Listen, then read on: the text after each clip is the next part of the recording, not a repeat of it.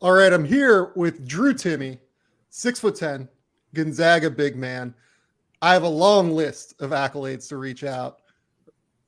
WCC All Freshman Team, WCC All Tournament Team 3 times, 2-time first team All WCC player, an All NCAA Tournament Team member back in 2021. Last year's WCC Player of the Year, last year's Karl Malone Award winner, a National Player of the Year finalist, and a 2-time consensus All-American. Drew, your cabinet is full. Is there anything else sitting on your cabinet that I forgot? I think you covered it all. I don't even know everything that I've gotten, but it sounds about right. I was going to say, is there a point where like you just kind of rack them up and you're just like, oh yeah, this is cool. Like at what point do you become numb to it? It's just something for my parents to have, not me at this point in life right now. So I kind of just let them deal with all that. That's amazing. So the goal here, obviously, is we're going to break down tape with you today. We're going to talk about some of the things that you do really, really well, some of the things that you've been questioned on for in the past. Nothing too crazy, honestly. But before we dive into that, I wanted to talk to you about your process last year, because you had to make an incredibly difficult decision in terms of whether or not you were going to go pro or if you were going to return to Gonzaga. And you went through the process. I believe you were the last person to announce whether or not you were staying in the draft or going pro. Was that just a matter of suspense because you wanted to, save it till the last minute just to build that decision? Or, was it really a challenge for you to make that call? Yeah, well, contrary to popular belief, it really was a decision that took that long to make just because it was so hard for me to make. I got home from Golden State the day of the deadline around, I don't know, like 12 something. I don't really remember. But I needed a minute to just decompress, not think about it. I just went to go play Xbox with my brother. I was just like, I've done so much traveling, so many workouts, interviews, basketball, just talks with everyone. I was like, I'm done. I need a little bit of time to compress because it is so long, and I was so ready for it just cease apart and just to have an answer. And I was like, I don't want to make a irrational decision right now. Just kind of take a minute, step back from everything, get my thoughts and everything together. And then, I kind of just set on my family, talked to the coaches and everything, and kind of just went from there. But it really did take a while, and it really was a close decision for me, and it was a difficult one. But I think I've made the right decision. My heart's happy. I'm happy, and I couldn't be more proud of just how the situation was handled and how we went about it. I feel like people don't recognize how big of a month that is for NBA prospects, just in terms of logistics, in terms of travel. How many cities did you have to travel to from, let's say, the start of May until you had to make your decision at the end of May? I would imagine it's probably like 11 or something, right? Yeah, I think I did 7 or 8 workouts, then the combine too. So, I mean, I was probably on the lower end of workouts too compared to most people. Yeah. So, yeah, it was a lot. But, I mean, that's what it takes, and that's part of the job at hand. So it's kind of just one of those things you have to do. What was the thing in the end that most pulled you back to Gonzaga? Yeah, I think, honestly, it's just really to me, it came down to I could work on the things in the league, I can work on the things in college, basically. Because either way, I had to work on the certain things that I felt like I needed to work on and get better at. And I was like, on this end, I can do it here. And, it could work out, it could not work out. But also you get cut, waive, whatever, if you don't get it right away. Or you can go to college, work on it, keep developing, keep playing a lot, and also get your degree and even make some more money. So at the end of the day, it was the better decision for me personally. And then this will be kind of the last point here, but one of the things that I kind of mentioned when you made your decision was the idea of legacy for you. You're someone that, you could be by the end of this year, who knows, 3-time All-American. You could be a National Player of the Year at Gonzaga. You could be X, Y, and Z, all of these things. But most importantly, you could be the first player that helps, at the very least, bring a title to Gonzaga. How much was that a factor that weighed into your analysis? To be honest, not at all, really. Not at all. I Yeah. mean, it's something that's really cool. Don't get me wrong. Like, it's super cool to even be in the conversation for things like that. But you like for a decision like that, that's so life changing and altering, you can't put emotions and feelings into something like that, because if you do that, then I feel like I would have made like a wrong decision or Yeah. something irrational, not taking all the facts in, because there's pros and cons to both. And if I look at something out of purely emotion or purely money, it's like, am I really making the right decision? So I just took all that stuff away so I could make the decision that I felt best with, regardless of what happens. Because just because you make a decision doesn't mean everything's going to happen perfectly like that. So basically, yeah. No, I love it. I think that's really, really smart, to be honest. But let's kind of dive into the tape here, because this is where the fun stuff starts. So let's go with the first clip. My favorite thing about your game, Drew, I feel like you get, plaudits for the post-up game, the footwork, all of the things you've heard previously. I actually just love your pick and roll game. Gonzaga's attack is obviously so pick and roll heavy. You guys run that ball screen continuity offense, and you're just such an important linchpin of it. And particularly, I love your short roll pick and roll game, your ability to catch the ball at the foul line and make decisions essentially based off of that. So we're going to watch a clip here. You're going to come up, you're going to set a screen for Andrew, and you're just going to essentially not even wait for him to go around it. You're just going to, it's not really a slip, but it's just you're leaving early, and he sees this little pocket pass for you, and you're going to pound dribble, and you're going to go straight through the chest of the guy in front of you. What are you seeing on plays like this where, you're deciding to short roll? How are you deciding to leave early? What is your process, for lack of a better term, in plays like this? Yeah, well, if you see when I start to go up, the guard, they get in an ice position and the big gets under the point guard. So right before I set the guard literally shuts off that lane for him to use the ball screen. He's pointed the big to get down. So right away, you already have a little pocket of space right there. And also, I have a straight lane because the big is obviously going to be on my side because he's playing the lane, so the point guard can't go down there. So that's just kind of a cue for me to find that pocket right there where he passed the ball right between the guard and the big. And I know I have an advantage, especially because USF doesn't really stun out of the weak side corner as heavy. So I know right away I have a clear lane. All I got to do is just muscle him up a little bit just to get him off balance, and I can just get to an easy right-hand layup. And obviously the big thing for you is just your comfort handling the ball, right? You're a 6'10" guy that can absolutely put the ball on the deck. Like, not every big is capable of executing something like this. That's what makes you as special as you are, not only in terms of the footwork, but actually just the comfort, being able to put the ball on the deck once or twice and make a decision while still being able to process all of that in your head. How did that kind of skill set develop for you over the course of your career?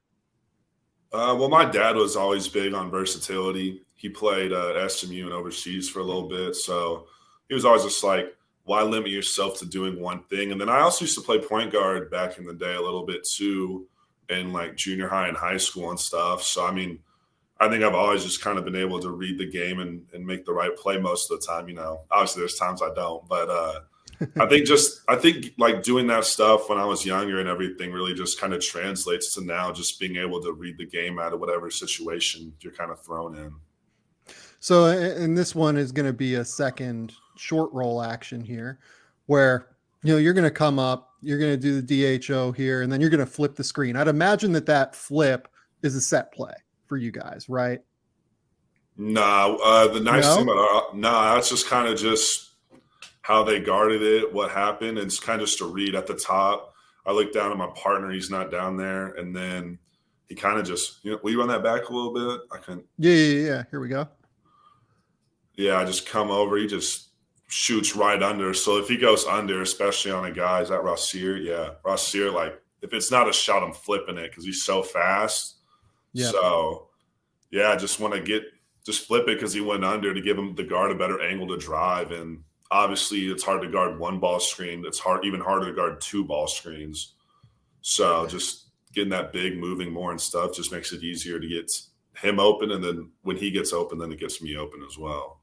So, and like you said, he goes under the DHO, but he actually tries to go over the ball screen here that you're running after you flip it. And you just set a monster screen. And this is another one of my favorite skills for you is just, you are a very, very good screen setter. You always try to make contact.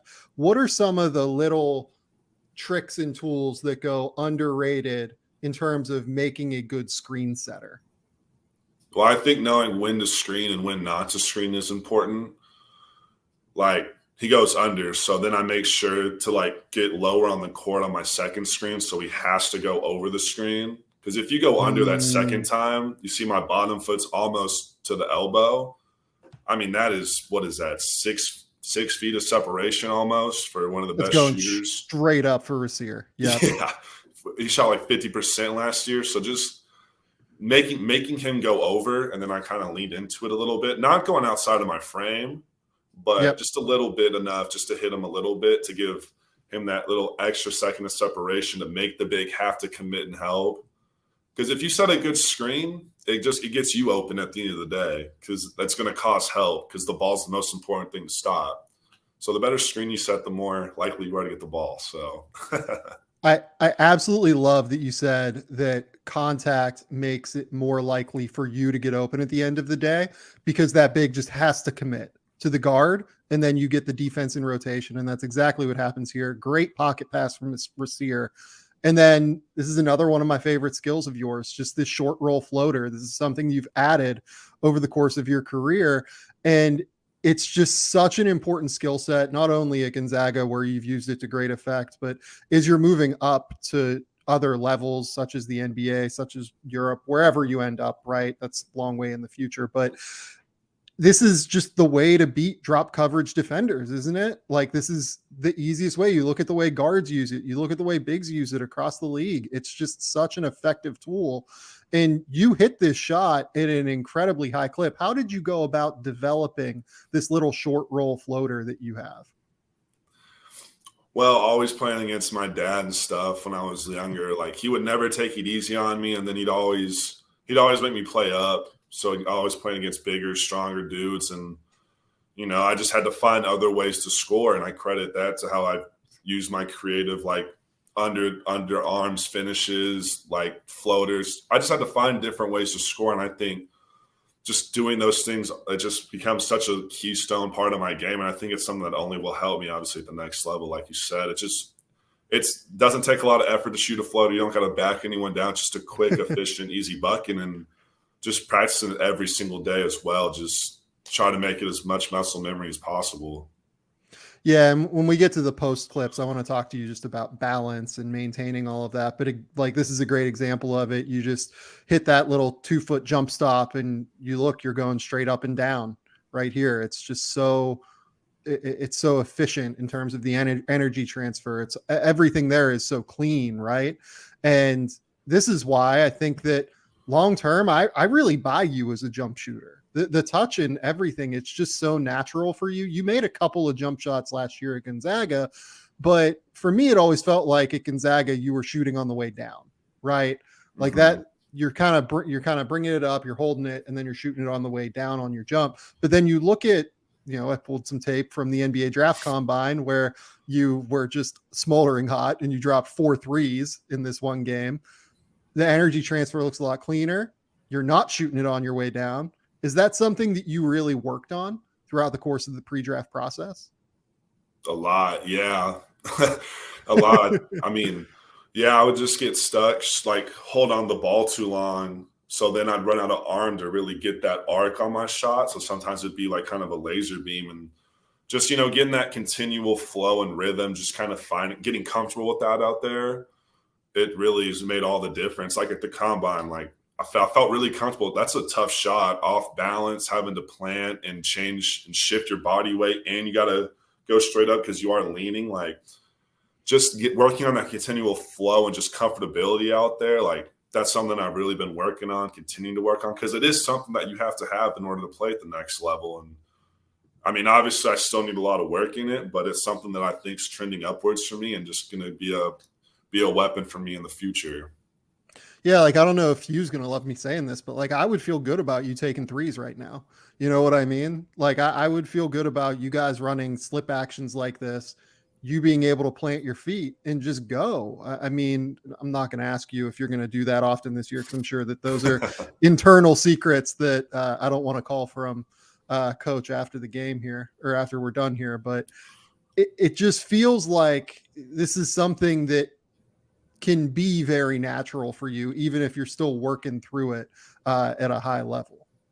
Yeah, no, coach has all the confidence in the world in me. I think even last year it was just my confidence in myself. I just felt way more comfortable just down low. And it was something I was like, I'm scoring at will for the most part down there. Why stop? So, like just been working on continues to like look to shoot first because I'm shooting the ball so much better and stuff. So yeah, if it's there, he has all the confidence in the world in me. But I mean, obviously I got to post up and do that because that's my bread and butter. Yeah.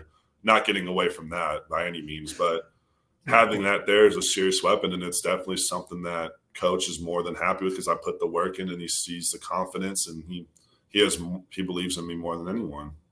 Well, and like at the end of the day too, if you make, maybe 10% of teams switch that action more often than, try and play drop against you and just end up with the big on you. And then you have to roll into a post up against a big, it's going to create more mismatches for you on the block, just having that shot at the end of the day. Yeah. Just another dimension to this already multi-dimensional offense. Yeah. Yeah. So this next one here, we're going to talk about your passing. I really, really love what you can do as a passer. This is going to be the short roll action again. You just immediately see that this is a tagger who's pinching in off of a shooter. This is a very good shooter here. Yeah. What's happening here? What are you reading? Well, kind of just knowing the tendencies of BYU, especially when I'm in the short roll, they love to just come and try and take the ball from me. They've taken it a couple times from me before, but just knowing that they really like to stun out of that weak side corner. Just I know that the guy in the corner is going to be wide open or he's going to cut for a layup usually. So just I didn't even want to dribble. I just knew, right? It's kind of predetermined. I kind of just saw in the corner of my eye him put his weight forward, so I knew he couldn't change direction and just had to make sure I threw it over his arms that were reaching for the ball. It's one of those deals too where, again, you leave a little bit early on the screen, which makes it just really hard for the big defender in this drop to recover back onto you. With the way the court is set up, maybe you could say that this backside guy, number 5, who's guarding Chet in the dunker spot, should be the rotational man, but like, that's an easy floater for you. That's an easy lane to the basket for you. Even if that guy comes, it's a significant strength mismatch. Like part of me almost thinks that like this guy probably had to tag up in some from the corner, at least on some level, try to frustrate you in some way because just, did you immediately read that you just had that lane or is it just like automatic predetermined for you to make this pass? No, nothing's predetermined. You just know that what a team's tendency is. So You just assume most likely what they're going to do. So I would just say like, it just makes it more conscious for me to like look to pass first in the situation. Yeah, no, I think that makes a lot of sense. And, we're going to get to this next one here, which, you're going to run this ball screen. You're going to throw it to the corner, entry pass from Chet. And this is the thing that I love here. So you're going to immediately look to that dunker spot. Cutting, I believe that's Julian. I can't quite tell by the number on the jersey, but I believe that's Julian. He's cutting to the dunker spot. But you see, you don't have the angle here for the pass because I believe that's Patrick Tape, very long defender, 6'10", long arms, has come down and cut that off. And you just process it. You just work through your reads here, and you're going to find Andrew for the wide open 3. And again, that's just money in the bank because Andrew really, really improved over the course of his career at Gonzaga as a shooter. So what are your reads here as you're kind of processing all of these things at once on the court? Yeah, well, that guy's behind me, so I know I got to eat that space up between the defender because the more space I can take up, the more eyes are going to be on me. And I do attract a lot of attention from defenses, Yeah. Even number 10, he's ready to come rake the ball for me if I put the ball on the floor. So I know that people are going to collapse. So I know something's got to give because there's 2 guys on me. So it's all about just being able to have the patience to find whatever the defense is giving me in that situation. So you're just reading 2 on the ball here. Someone has to be open, basically. Yeah, I mean, if there's 2 guys on me, there's 1 guy that has to be open mathematically. So that's kind of just my thought process on that one. Well, and this kind of goes into starting to get into your post game, right? Because I don't think there's a better post player in the country. I think that is something that is well established about your game. We're going to go here to the Texas game, which, man, you being from Texas, this one had to feel good, right? Yeah. Yeah. For people who don't know, you had what, like 38, something like that in this game. That was a good one for you. So you're gonna something like that, yeah. Get this mismatch on Brock Cunningham. Did you play Brock at all, like in AAU and stuff like that? Yeah, I played him a couple of times. He's a good buddy of mine. So yeah, it was fun playing against him. Yeah, you probably had a pretty good feel of how he was going to defend you. You know, you do this just like backspin face up move, which is very quick. And I don't know if I've seen it all that often. How did you kind of develop that move? Just feel, I really just play. Honestly, like Texas kind of invites you to the baseline. You see that man right there at the under the hoop. They kind of invite you to go down baseline because you have a third defender with the baseline. So they kind of want you to go that way. So I was like, if I go down there really quick, then I know he's going to naturally shift his weight that way. So if I come back really quick, then I know he's going to really be off balance. Then that guy in the charge circle, he's going to go back to his man thinking I'm going middle. So then I know that I'm going to have the baseline back. And it's just step through and it's easy. And obviously the celebration, right? Which is something that you have become very well known for at this point. How important is it to you to bring that kind of energy to your team? It feels like more than wanting to like rub the other team's face in it, more than anything like that, you're doing it to bring your guys energy as much as anything, right? Oh, it really is not to be a dick to like the other team or anything. It really is just to be that fire, that spark plug. I mean, there's times like I would say even like Memphis last year, we were struggling to get energy. It just in the first half, it is what it was. And, you know, just coming out, being fired up and really kind of being just a charger for the battery, I think is something important.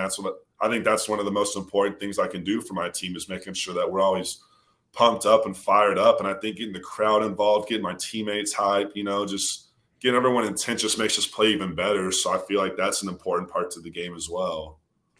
When did you start doing this? I've always done that. Have you? It's kind of just a joy from basketball. Just makes me so happy. I mean, yeah, of course, it makes me so happy, and I just like to show appreciation, I guess, and just celebrate the good, you know, and I just have so much fun with it. It's a game, and just having fun with it. And I think the joy and just the happiness, it's contagious, and it makes other people happy and energetic. Like you see Andrew getting excited too. Like it just gets everyone going, and that's what makes me the most happy is when we're all having fun like that and stuff. And that really just makes the game a lot better for me and everyone else, I think. So let's go to this next one here. This is just going to be a post against Jalen Williams, top 35 pick last year. Very good post defender. Mm-hmm. One of the best charge takers in the country, if not the best charge taker in the country last year. So he's a complicated guy for you to be up against, I would say. Yeah.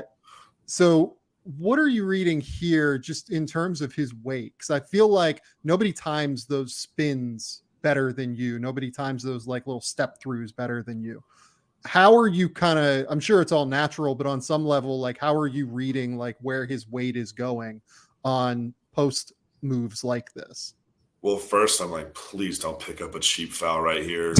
But I think Jalen Williams took like 45 charges last year, so it would not be the first if you did it. Yeah, but I knew once that moment he kind of gave me that space, I kind of felt like he was about to set up for me to lower my shoulder into him to really hit him right there. Because as you can see, I'm low-key I'm about to like hit him, you know, to get to my hook, and he backed up. I'm like, oh God, he's about to take a charge. So I was like, just spun really quick because I knew he was gonna be off balance for that. So thank God that dude in the corner did not come harder. But yeah, I just kind of just felt like he was about to take a charge. I was like, crap, I'm off balance. I just got to a quick spin move real quick, and it just happened to work out. The funniest thing here is you saying you're off balance. Like, you being off balance ends up in this like balletic spin move that just looks unbelievable, right? Not off balance, but a controlled, like, it's controlled. I'm off balance, but I'm in control of it. Like, I can change my direction quickly like that because I don't know how I play, but like I'm off my center of balance, I would say. Yeah. But I'm strong enough where I can pivot off my feet and do that stuff like that. Yeah, and this is kind of where the footwork stuff comes in, right? Because, this is something your dad taught you, but like, I feel like the thing about your dad playing at SMU is well established at this point, but like your mom played tennis at Stephen F. Austin, right? Like, I feel like you kind of post as someone that has just the picture perfect footwork of someone whose mom played tennis while also having like that strength and like physicality of someone who grew up like playing for a dad who was a big man in college, right? Yeah, no, I think that is the cool thing is that I played every sport growing up as a kid. And I think like playing stuff like tennis, even joking around, and like soccer, like I think all those things just help me with just my balance and footwork, just because it's different types of movements with those sports. And I think kind of combining those and put my own flair on it is kind of just how like naturally my footwork kind of just came all into one. Yeah. So this next one here, I just kind of want to talk about dealing with doubles, right? Because this is something that you get pretty regularly. So here you get this swat down on the dig from, I'm not sure who that is off the top of my head. You kind of just wait it out. You spin baseline. And then, as you mentioned earlier, Texas, they invite that spin baseline. Mm-hmm. So here you just get real skinny and just finish right through. I feel like you have a better understanding of how to get clean looks at the basket than anyone else whenever you're completely surrounded by like 3 other opponents. So what is the read here? I mean, I was feeling it. I was like, I'll shoot like a little post fade right there. I was on fire, just sometimes you're in that zone. And I kind of pump faked and they both lifted right away. And I was like, oh, I'll just kind of go through the little tunnel real quick. But yeah, they both raised up and he was out of control running at me. So I was like, well, even if I go into him, I'll draw a foul anyway. And it kind of just, the Red Sea parted. I saw a little gap and I was able to kind of just squeeze through right there. One of the things you do really well is you stay calm in the face of double teams. Like there's just never really there's a patience. There's never any rush with you dealing with doubles. How do you kind of maintain that cool while guys are rushing at you trying to stop you? I like double teams, I would say, just because it means someone else is open and then gets an easy shot from my teammate, hopefully. Like, I mean, I think that's good for our offense. It's good for getting other people buckets and stuff. And I think it's a good way for me just to create out of it. Like, I don't know. I mean, obviously sometimes like they do it, like double teams are hard. They're not easy by any means, but like, I think sometimes it's easier to create out of a double team as well if you can handle it properly. Yeah. The last thing I want to talk about on offense with you is just, again, one of my favorite things that you so consistently do is you are better at this than anyone in college basketball at creating pathways for your guards as drivers in order for them to get clean looks. This is not about getting something on the stat sheet for you. This is not about, any little notice that you're going to get. This is just you pinning this man from Pepperdine way up high and stopping him from even being anything resembling an impediment for Andrew at the basket. What are you reading here? Let's start with that. I mean, I just see him coming. I'm like, all right, I'm going to try and make a lane. And really, I mean, that's kind of just something that we always try to do within our offense, I would say, is just duck in and occupy. occupy the other team's big. And Andrew's smart. I mean, he saw it too, right? I'm kind of looking right when I saw him beat his man, I knew, I was like, I just need to create a lane for him because he's already got a full head of steam. And obviously he's such a smart player. He knew right away like what was going on. And it's just, it was perfect. I mean, maybe I should get a hockey assist for that. It's like you're a fullback like Lee's blocking. Yeah. That's the thing. Yeah, no, but it's just a way to get an easy basket in. There's nothing more I love than easy baskets. I mean, like that's as easy as they come. And that's, if we get 1 million of those, I'd love that. Yeah, and look, like with you out on the court last year, Gonzaga had a 127 offensive rating. So you guys score 127 points per 100 possessions. Just an absolute monster offense. And it's little stuff like this. Like I said, that it's not going to show up in the stat sheet.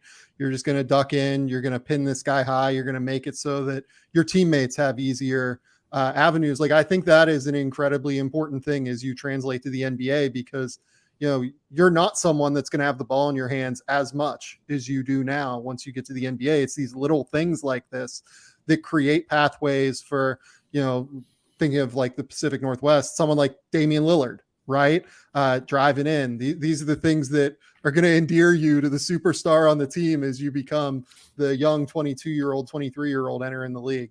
So I think this stuff is so important, and you are among the best at it. It's almost like the guy that like stayed in the league that I always think about that used to do stuff like this is Nick Collison, right? You know, I don't know, you might be too young to have grown up watching him in the Big 12. I know all about Nick Collison, yeah. Yeah, it's just someone like that I think does all the little stuff. But, you know, Nick was a great defender, and I think you have potential to be a good defender. I think that you get maligned on that end. Do you kind of hear that, you know, people saying that you can't defend a bit regularly?